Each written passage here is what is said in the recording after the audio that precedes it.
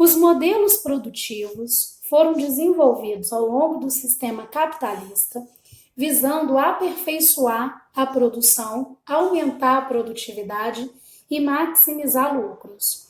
Foram desenvolvidos principalmente no período do capitalismo financeiro. Vamos conhecer cada um deles. Taylorismo foi o primeiro sistema de organização industrial que surgiu. O engenheiro Frederick Taylor, que desenvolveu esse sistema no final do século XIX. E o primeiro ponto desse sistema é a divisão de tarefas e especialização do trabalhador. Então, na fábrica dele, as tarefas eram extremamente divididas e o trabalhador fazia sempre a mesma função. E, a partir daí, ele conseguia maximizar a produção. Na prática, como ele conseguiu adotar isso? Ele observou que funcionários mais antigos, ao treinar mais novos, ensinavam a controlar o ritmo, para não ter uma produtividade tão excessiva. Então, ele passou a treinar os novos trabalhadores. E para maximizar a produção, ele passou a dar bônus para aqueles que atingissem metas. Então, esse sistema, ele foi bem sucedido a partir daí. Na sequência, nós temos o Fordismo, desenvolvido por Henry Ford, o criador da empresa de carro Ford. O Ford, o primeiro ponto importante nele é a questão da padronização. Tá? O Ford transformou a produção de carros, que até então era um artigo de luxo, em indústria. Ele teve esse mérito. E ele pensava na produção em massa para um consumo em massa. Ele dizia que o sonho dele era que todos os funcionários dele, até o mais humilde, tivessem condições de comprar um Ford, aquele Ford preto, Ford que ele dizia que era um modelo para todos. Tá? E na fábrica dele existia uma rígida hierarquia, é uma fábrica organizada de forma vertical. Na prática, dentro da fábrica, o que acontecia? Matéria-prima chegava para um lado e, ao final, saía no outro lado da fábrica o produto completo.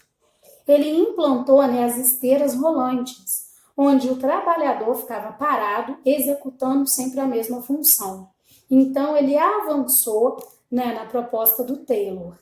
Manteve a questão da divisão rígida de tarefas, especialização do trabalhador, só que na fábrica dele o trabalhador sequer se movimentava. Para a produção ser maior, as esteiras rolantes transportavam os produtos. Outra característica de Ford é que ele tinha grandes estoques. Na fábrica dele, nas fábricas dele espalhadas pelo mundo, pelo menos 15 mil unidades. Ford também teve uma proposta relacionada à economia.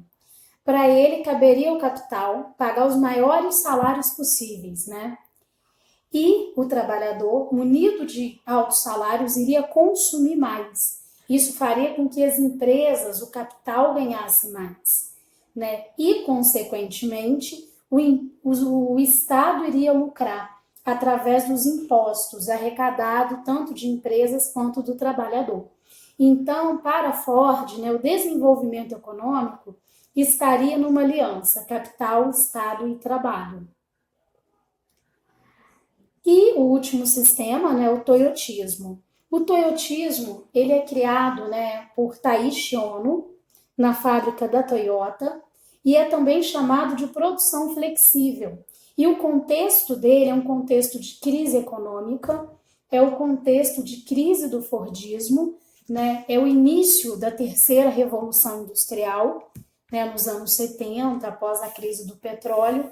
Então, esse sistema ele surge no momento de grande crise.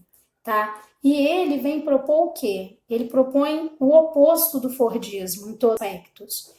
Primeiro, se no Fordismo o trabalho era repetitivo e o trabalhador fazia as mesmas tarefas, agora não, ele queria um trabalhador, mão de obra qualificada, E também a mão de obra que fosse capaz de desenvolver todas as funções. Não existe mais essa rígida separação do trabalho. e pensando também em produtos de qualidade, de extrema qualidade, né? Se o Ford trabalhava com estoque de matéria-prima, estoque de automóveis, o Fordismo não, tá? A produção é em tempo hábil ou just in time, né? Não se trabalha com estoques, porque tudo se torna obsoleto muito rápido, né? Os produtos eles mudam rapidamente. O que está na moda num ano não está na moda no outro ano, tá? Em relação, né, à política trabalhista, existem duas diferenças básicas entre o Fordismo e entre o Toyotismo. Além da questão da qualificação, existe também a política trabalhista. Os trabalhadores do Ford faziam funções repetitivas e eram pouco qualificados, porém, né, tinham ampla assistência social, porque isso vigorou durante o período do welfare state, ou estado do bem-estar. Em compensação, né, o toyotismo vem no período de neoliberalismo, diminuição do Estado, de terceirização.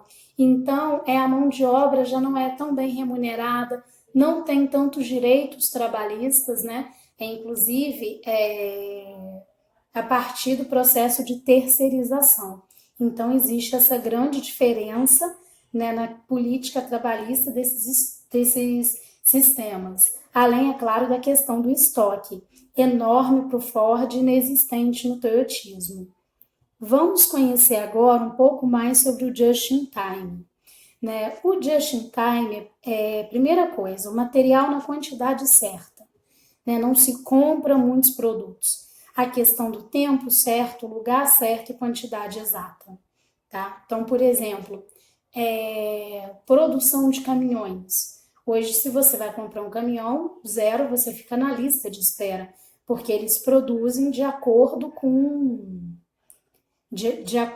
a demanda, né? Eles não querem ter produtos a mais, porque a tecnologia evolui muito rápido. Então, estoque significa prejuízo.